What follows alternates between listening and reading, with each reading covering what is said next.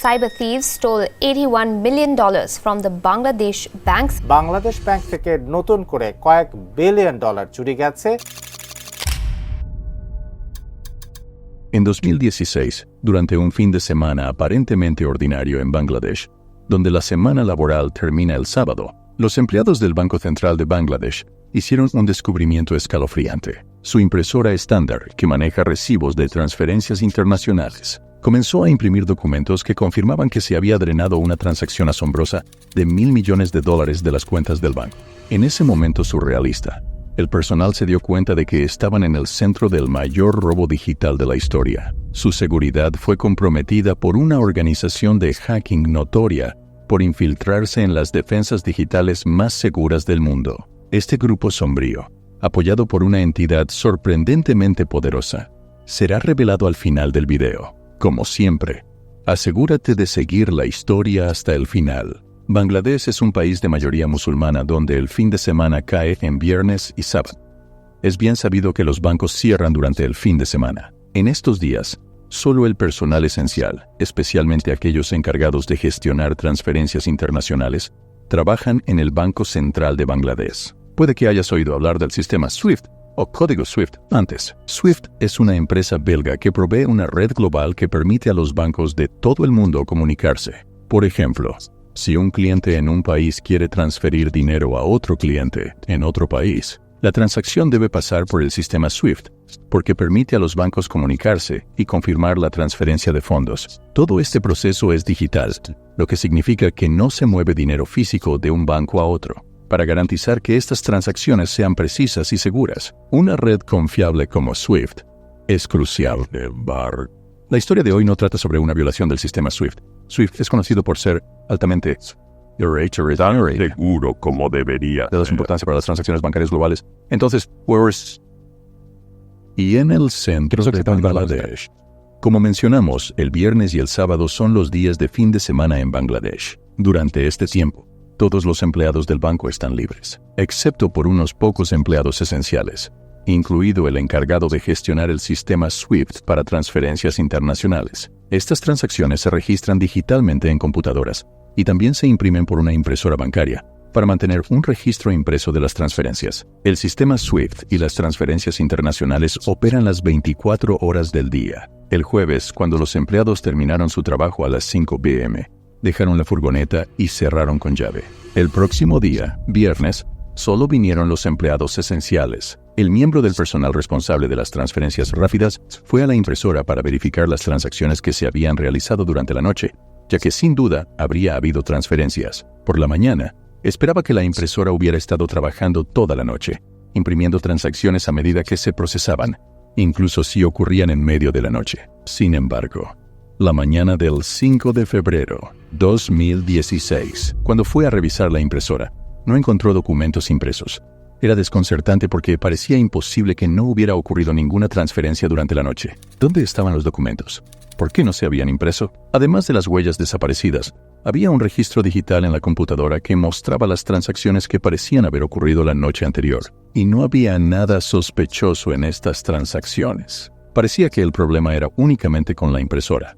Simplemente no estaba imprimiendo. Pasaron todo el viernes intentando solucionar el problema de la impresora, pero la impresora no respondió. Ni siquiera se encendía. Al final del día laboral, decidieron irse a casa y dejar la impresora como estaba. Asumieron que era solo un fallo técnico con la impresora. Y dado que el personal técnico no se consideraba esencial, no volverían hasta el domingo. El personal esencial y los empleados de operaciones de transferencia regresaron al siguiente día, sábado, mientras que el resto del personal del banco seguía libre. Siguieron intentando reparar la impresora, que aún no respondía. Sin embargo, tras varias horas de esfuerzo, la impresora empezó a funcionar de repente y comenzó a imprimir todos los documentos de transferencia que se habían acumulado desde el jueves por la noche hasta el sábado por la mañana. Los empleados esperaban que la impresora imprimiera las mismas transacciones que se registraron en el registro digital en la computadora. Pero para su sorpresa, entre las transacciones impresas había 35 que no aparecían en el registro digital, con un total aproximado de $951 millones. Casi $1.000 millones. ¿De dónde provienen estas transacciones? ¿Y por qué no se registraron en el registro digital?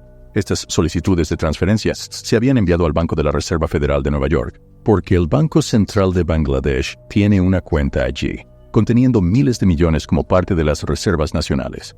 Esencialmente, este dinero es parte de los fondos de reserva del país, pero ahora se han enviado oficialmente solicitudes desde el sistema SWIFT del banco a la Reserva Federal para transferir $1.000 millones a varias cuentas, todos ubicados en Filipinas. Esta revelación causó pánico entre el personal del banco.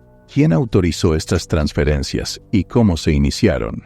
Pero antes de poder abordar estas preguntas, necesitaban detener el daño mientras estaban en medio de su confusión. Revisaron rápidamente las solicitudes de transferencia y descubrieron que ya se habían enviado 4 transacciones por un total de $81 millones a Filipinas. Sin embargo, 31 transacciones, que constituyen la mayor parte del billón, aún no se habían procesado. Su tarea urgente era proteger el monto restante y evitar que saliera de sus cuentas en el Banco de la Reserva Federal de Nueva York. Intentaron contactarse inmediatamente con la Reserva Federal, pero desafortunadamente era sábado en América, y el fin de semana significaba que probablemente nadie respondería hasta el lunes. Los empleados del banco luego contactaron a SWIFT, la empresa responsable de las transferencias, quienes les aconsejaron que cerraran su sistema de transferencias. Esto requería la aprobación del director del Banco Central, pero cuando los empleados contactaron al director, su reacción fue inesperada y despectiva. Se negó a apagar el sistema, sugiriendo que el problema podría ser un error menor que se corregiría pronto. Lamentablemente, el director no trató la situación con la seriedad que merecía, y probablemente no habría hecho diferencia alguna incluso si lo hubiera hecho. Al día siguiente, domingo, los empleados del Banco Central y el director volvieron al trabajo, ya que su semana laboral empezaba el domingo. Sin embargo, América aún estaba en fin de semana, así que no podían comunicarse con la Reserva Federal. De cualquier manera, es probable que la Reserva Federal no procese las 31 transacciones restantes hasta que se establezca comunicación. El problema mayor era los $81 millones ya transferidos a cuentas en Filipinas. Intentaron contactar al banco filipino involucrado en estas transferencias, pero, como en Estados Unidos, era fin de semana en Filipinas, sábado y domingo, así que no recibieron respuesta. El mayor problema era que no podrían trabajar el lunes, lo que significaba que solo podrían reanudar el martes debido a las vacaciones de Año Nuevo Chino. Quizás te preguntes por qué Filipinas celebra el Año Nuevo Chino. Se debe a los fuertes lazos culturales entre Filipinas y China. Por lo tanto, el Banco Central de Bangladesh no podría comunicarse con el Banco Filipino hasta el martes. Ahora empezamos a ver un patrón muy astuto que seguían los ladrones o hackers. Ejecutaron el robo un jueves por la noche, justo antes del fin de semana en Bangladesh. Robaron de las reservas estadounidenses que descansan durante el fin de semana el sábado y domingo, y transfirieron el dinero a un banco en Filipinas, que estaba apagada el sábado, domingo y lunes. Este momento no fue coincidencia. Fue una parte crucial e inteligente de su plan interrumpir la comunicación entre los bancos el mayor tiempo posible, dándose la mayor oportunidad para completar con éxito su operación. Después de que todos los intentos de comunicación fracasaron, el personal del Banco Central de Bangladesh no tuvo más remedio que recurrir a enviar un correo electrónico al Banco de Filipinas, solicitando que congelen las cuentas que reciben los montos transferidos. Explicaron en los correos electrónicos que los fondos eran suyos y habían sido robados y transferidos ilegalmente de su cuenta. La dirección del Banco Central de Bangladesh estaba indefensa. El tiempo pasaba y no sabían cómo manejar el desastre. Bangladesh, siendo uno de los países más pobres del mundo, enfrentaría graves repercusiones económicas si perdiera $1.000 millones. Antes de continuar descubriendo qué pasó después del robo, primero entendamos cómo estos hackers lograron vulnerar el sistema de transferencias del banco. Los hackers inicialmente apuntaron a la Reserva Federal de EE.UUU, porque muchos países mantienen parte de sus reservas en dólares allí. Sin embargo, los sistemas de la Reserva Federal son extremadamente seguros, lo que hace que una violación sea casi imposible. Lo mismo se aplica al sistema de red SWIFT, que ya mencionamos que también es altamente seguro. Sin embargo, el eslabón más débil de esta red son los propios bancos, ya que cada uno es responsable de sus sistemas de seguridad internos. ¿Podrían los hackers encontrar el sistema de seguridad más débil para vulnerar? A menudo, sería en países más pobres como Bangladesh, que quizás no tengan la experiencia o el presupuesto para mejorar sus sistemas de seguridad al nivel de otras naciones. ¿Significa esto que violar el sistema de seguridad del Banco Central de Bangladesh fue fácil? Definitivamente no. Y esta violación no ocurrió de la noche a la mañana. Los hackers habían infiltrado el banco más de un año antes del día de la operación. Durante ese año, monitorearon encubiertamente la red del banco sin ser detectados. Estudiaron los sistemas del banco desde adentro, analizándolos y comprendiéndolos completamente.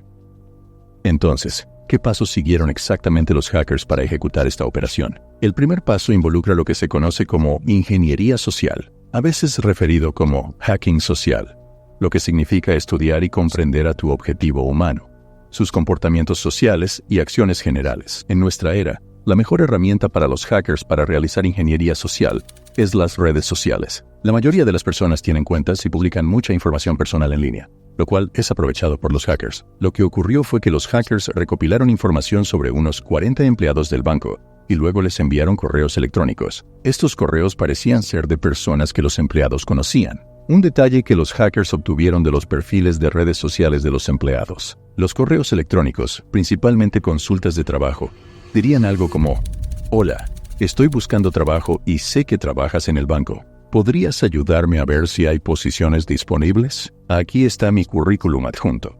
Cuando recibes un correo electrónico así de alguien que conoces, aunque sea remotamente, es probable que descargues y abras el archivo adjunto. Sin embargo, estos adjuntos enviados por los hackers contenían virus, aunque por fuera parecían ser simples currículos en PDF.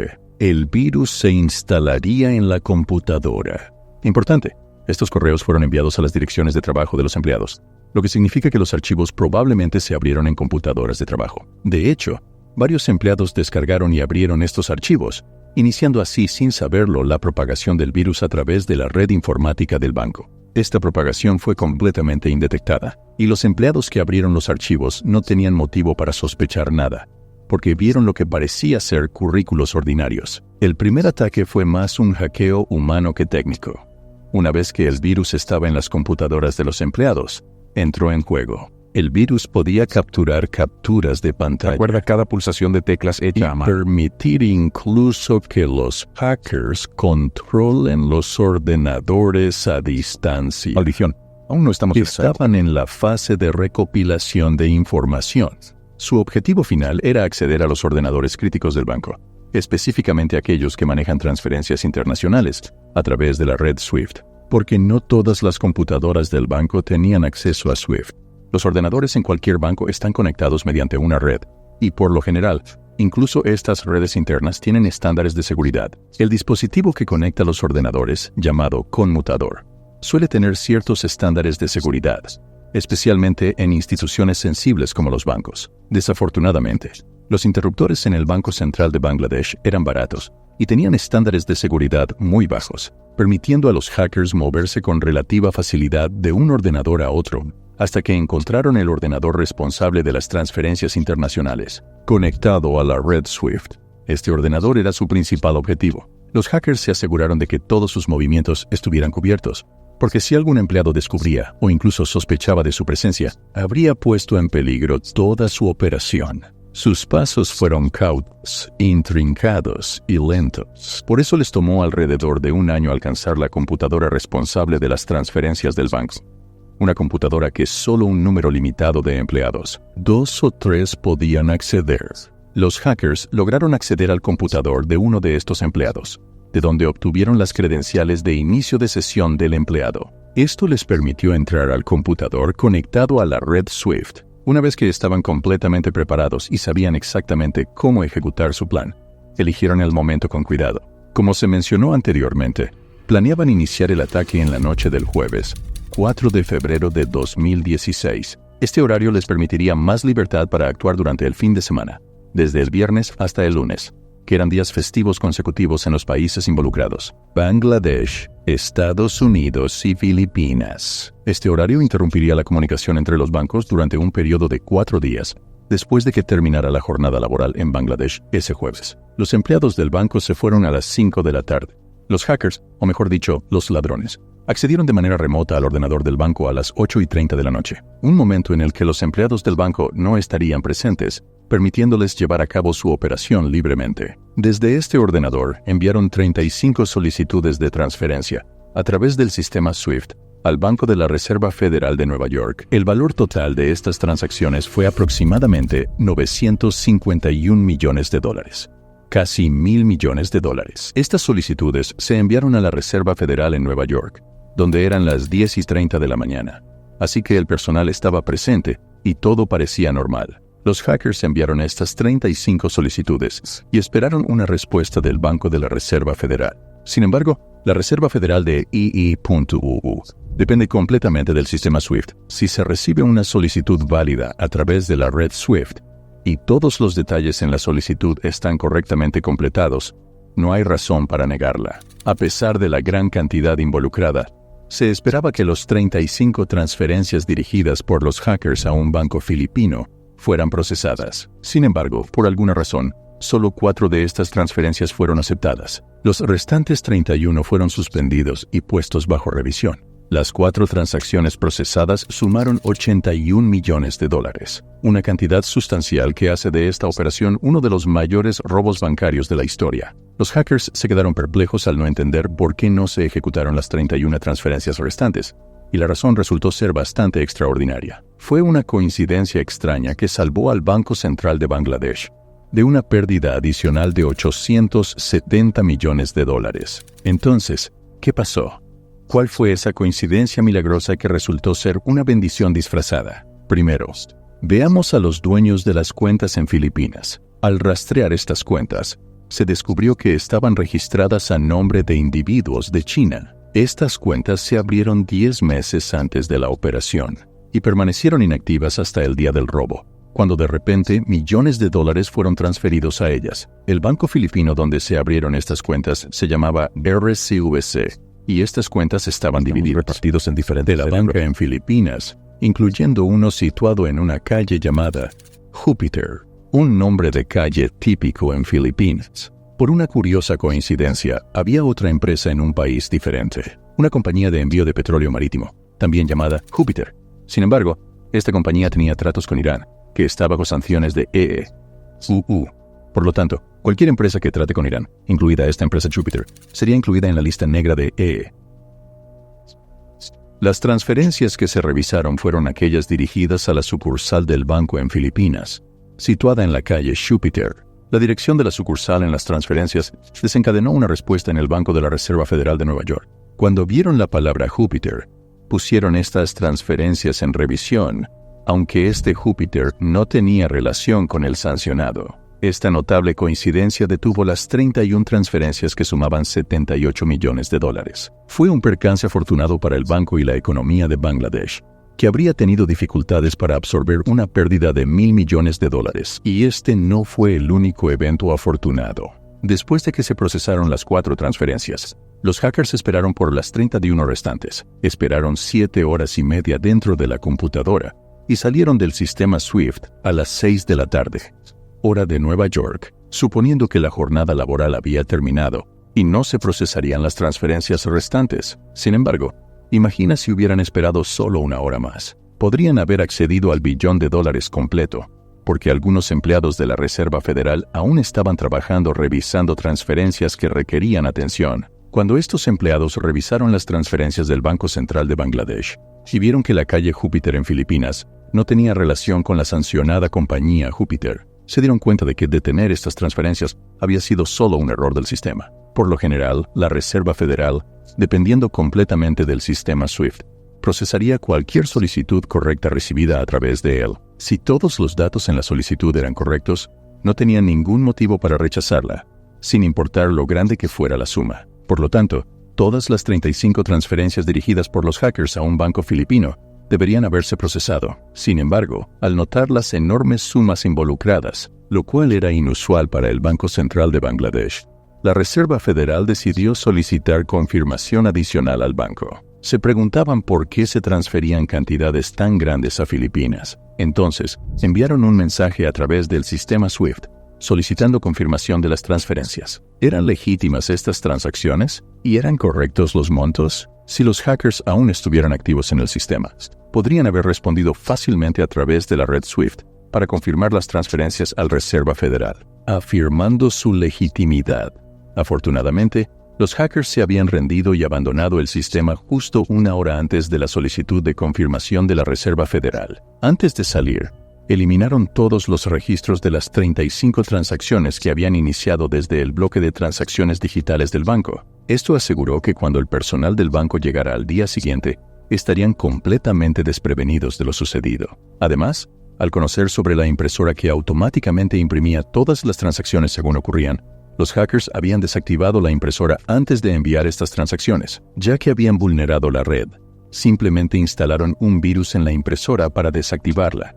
Cuando los pocos empleados esenciales que trabajaban los viernes llegaron, como se mencionó, encontraron la impresora fuera de servicio, sin papel impreso, y el registro digital en la computadora no mostró transacciones sospechosas, solo las transacciones diarias rutinarias. Inicialmente, los empleados no sospecharon nada más que un fallo en la impresora. No se dieron cuenta del desastre hasta el sábado, cuando lograron hacer funcionar la impresora de nuevo. Imprimió todas las transacciones acumuladas, incluidas las 35 realizadas por los hackers, sumando $1,000 millones, lo que los sorprendió ya que no estaban registrados en el registro digital. Como mencionamos, la dirección del Banco Central de Bangladesh y su personal intentaron comunicarse con la Reserva Federal de los Estados Unidos y con el Banco RCBC en Filipinas. Sin embargo, debido a las fiestas, no hubo respuesta, por lo que su única opción fue enviar correos electrónicos, especialmente al banco filipino. Solicitaron al banco congelar las cuentas que habían recibido los fondos, sumando $81 millones. En ese momento, la dirección del banco no entendía completamente lo sucedido. ¿Cómo se realizaron transacciones desde su sistema SWIFT? Inicialmente, pensaron que una persona real había entrado físicamente al edificio del banco, accedido al ordenador conectado a la red SWIFT y ejecutaron manualmente estas transacciones desde dentro del banco. Pasaron más de 8 horas revisando grabaciones de cámaras de seguridad, solo para sorprenderse al descubrir que nadie, excepto un conserje, aparecía en estos registros. Todavía no se dieron cuenta de que era una intrusión cibernética porque no había rastros físicos de los intrusos, un testimonio del profesionalismo de los hackers para cubrir sus rastros. En el otro lado, tan pronto como los fondos llegaron a Filipinas, los ladrones empezaron a actuar de inmediato. Todas estas cuentas fueron abiertas usando identidades falsas. La persona en el banco que permitió que estas cuentas se abrieran era un gerente de sucursal llamado Maya de Quito. Este gerente de sucursal fue muy cooperativo con los ladrones, no solo ayudándolos a abrir las cuentas, sino también preparando significativas cantidades de efectivo para ellos, aparentemente como parte de un acuerdo preestablecido. Tan pronto como los $81 millones llegaron a sus cuentas, comenzó a organizar tanto efectivo como fuera posible. Ella incluso solicitó grandes cantidades de efectivo de sucursales bancarias vecinas a la suya. Para el final de la semana, el viernes, logró convertir $22 millones en la moneda local de Filipinas, el peso. Dado que el peso es una denominación pequeña, $22 millones en pesos significaban más de 1 millón de billetes, una cantidad de dinero muy sustancial. El gerente repartió este dinero en cajas, y los empleados del banco la vieron manejando personalmente estas cajas, acompañada por algunas personas. Cargaron las cajas en un Lexus LX y luego se fueron con el dinero. Los ladrones lograron así convertir 22 millones de los 81 millones de dólares en efectivo en sus manos, dejando 59 millones todavía en el banco. Volveremos a los 59 millones restantes más tarde. Ahora la pregunta es, ¿estos fondos estaban seguros en sus manos? ¿Podían simplemente tomarlo y usarlo como quisieran? La respuesta, por supuesto, es no, dado que este dinero se podía rastrear. Todo provenía del mismo banco y tenía números de serie. Necesitaban blanquearlo para hacerlo imposible de rastrear. Esto era una razón más para elegir Filipinas, conocida por sus numerosos casinos y salas de juego no regulados. Estos lugares ven circular diariamente cientos de millones de dólares, sin ningún tipo de control financiero. Proporcionaba un entorno ideal para el lavado de dinero. Lo que ocurrió fue que los ladrones distribuyeron el dinero entre un grupo de 10 a 15 personas, todas de China. Estas personas probablemente no formaban parte del equipo principal que ejecutó la operación, sino que fueron contratadas y pagadas para realizar una tarea específica. Debían llevar el dinero a un casino y comenzar el proceso de lavado de dinero. Al entrar en el casino, intercambiaban el efectivo que tenían por fichas del casino. Esto cambió efectivamente la forma de su dinero. Cuando devolvieron las fichas al casino, intercambiaron el efectivo por billetes diferentes que no se podían rastrear hasta el efectivo original del banco. Casino generalmente no les concierne el origen del dinero, especialmente en Filipinas, donde no hay supervisión financiera. No era raro que el dinero viniera de Filipinas. Delincuentes de China vienen con grandes sumas de dinero para apostar, especialmente durante las vacaciones del Año Nuevo Chino. Sin embargo, surge la pregunta: cuando apuestan, ¿cómo aseguran no perder el dinero? La estrategia simple era que jugaban entre ellos. Por ejemplo, 5 de ellos podrían sentarse en la misma mesa, sin que se unieran personas ajenas. Independientemente de si ganaron o perdieron, el dinero permanecía dentro de su grupo, y el casino solo tomaba una pequeña comisión, tal vez un 1 o 2%, cuando las fichas se cambiaban por efectivo. Esta comisión era un gasto trivial para el beneficio de lavar su dinero. Así que estas personas continuaron jugando y lavando dinero. Durante este tiempo, el Banco Central de Bangladesh todavía intentaba contactarse con el Banco de Filipinas. Finalmente, el martes después de que terminaron las vacaciones del Año Nuevo Chino, los empleados del banco RCBC regresaron al trabajo. Desde el inicio del día laboral, el Banco Central de Bangladesh intentó por todos los medios contactar con la gestión del Banco Filipino. Les tomó 5 horas después de comenzar el trabajo llegar a un alto funcionario del banco. Durante esas 5 horas, cada persona con la que hablaban los derivaba a alguien más, aunque recalcaron que el asunto era urgente e involucraba millones de dólares en juego. Sorprendentemente, al llegar finalmente a este alto funcionario, descubrieron que todo el dinero, 81 millones de dólares, en las cuentas había sido retirado. 22 millones de dólares fueron retirados el viernes, como lo orquestó el gerente de la sucursal, y los 59 millones restantes fueron retirados esa mañana de martes. Durante esas 5 horas, mientras el Banco Central de Bangladesh intentaba contactar a un oficial del banco, los ladrones coordinaron con el gerente de la sucursal, quien los había asistido previamente, y organizaron retirar los 59 millones restantes, lo cual facilitó igual que la primera vez. Esta vez, reunir el dinero fue aún más fácil para ella, ya que era el comienzo de la semana laboral, a diferencia de la vez anterior, que fue al final de la semana. Es desconcertante por qué el Banco Central de Bangladesh no envió representantes a Filipinas para estar en el banco. Cuando abrió el martes para solicitar directamente al gerente senior que congelara las cuentas inmediatamente. Esto habría impedido a los ladrones tener 5 horas completas para retirar los 59 millones de dólares restantes. Es posible que en esos primeros días no comprendieran completamente la situación, pensando que era simplemente un error que se corregiría fácilmente. Esta fue una respuesta notablemente laxa por parte de ellos. Finalmente, los 81 millones de dólares se perdieron y la noticia se difundió rápidamente por todo el mundo. Convertido en un gran tema cubierto por todos los medios de comunicación, fue denominado el mayor robo digital de la historia. Pero sigue la pregunta: ¿quién estaba detrás de esta operación tan elaborada y masiva? Las investigaciones del caso continuaron durante mucho tiempo, involucrando varias agencias de seguridad de Bangladesh, Estados Unidos y Filipinas. Inicialmente, no tenían idea de quiénes eran los hackers. Como se mencionó, los hackers eran hábiles ocultando sus rastros, pero no pudieron todo. Quedaron algunos rastros que requirió expertos para descubrirlo. Tras exhaustivos exámenes por parte de expertos en seguridad y tecnología, encontraron fuertes similitudes entre el malware utilizado en el ataque al banco y el malware utilizado en un ataque anterior contra Sony en 2014. Este ataque fue la brecha más significativa en la historia de la empresa. Perturbó su red y sistemas, asestando un duro golpe a la corporación. El grupo responsable de este ataque se conocía como Lázaro. ¿Por qué Lázaro atacó a Sony? Algunos de ustedes pueden recordar este incidente porque causó mucho revuelo en su momento. Sony había producido una película llamada The Interview, una comedia sobre 2 periodistas que viajan a Corea del Norte para entrevistar a su líder, Kim Jong-un. La película retrató a Kim de manera satírica, por eso es tan popular. El verdadero Kim Jong-un llevó a numerosas amenazas de Corea del Norte contra Sony, exigiendo que no se exhibiera la película, o habría consecuencias graves. De hecho, la película fue retirada de la mayoría de los cines en todo el mundo, debido a estas amenazas graves, incluidas amenazas de bombardear o disparar en los cines. Sin embargo, hubo una demanda pública en línea para que se lanzara la película.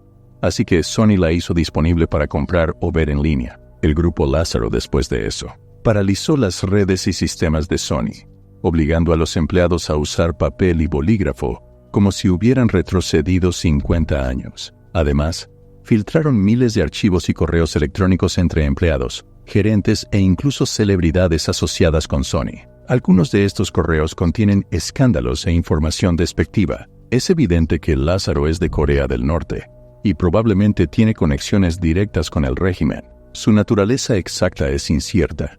¿Son empleados regulares en Corea del Norte o quizás un equipo de mercenarios pagados por el gobierno norcoreano? Pero lo que es cierto y claro es que Lázaro tiene el apoyo y está gestionado por Corea del Norte. Imagina que ciertos códigos encontrados en el malware del ataque al Banco de Bangladesh coincidían con códigos utilizados en el ataque a Sony. Los expertos en seguridad afirman que tal coincidencia solo podría ocurrir si las mismas personas estuvieran detrás de ambas operaciones. Esto tiene sentido dada la complejidad y magnitud de los incidentes, desde un hackeo de un año hasta cuentas en Filipinas, hasta las operaciones de lavado de dinero. Todas estas acciones sugieren la participación de una gran organización, no solo de un pequeño grupo. La participación de ciudadanos chinos en la operación de lavado de dinero enfatiza aún más esto, ya que China es la principal fuente de ingresos de Corea del Norte y tienen una estrecha relación con la frontera. El grupo Lazarus es clasificado por muchos países occidentales, con Estados Unidos a la vanguardia como el grupo de hackers más peligroso del mundo. Breakselfer puede que no los mejores hackers, pero están entre los primeros en términos de su capacidad para causar daños directos significativos,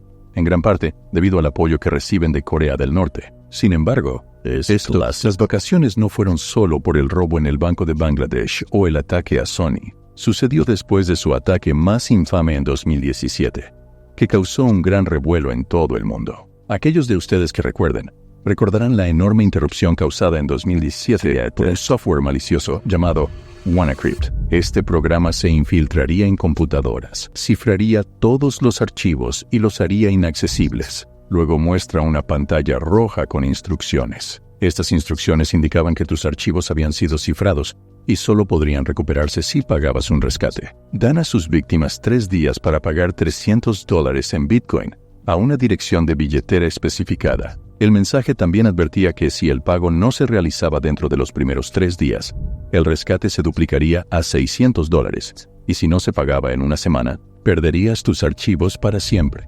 El problema era que el virus no siempre devolvía los archivos, incluso si se pagaba el rescate. Parece que el programa tenía errores, o no había sido probado adecuadamente por el grupo Lazarus antes de ser liberado globalmente. Básicamente, parecía que solo 1 de cada 3 computadores afectados lograba recuperar sus archivos después de pagar el rescate. A pesar de esto, no menos del 57% de los afectados por el virus, ya sean individuos o empresas, pagaron el alquiler.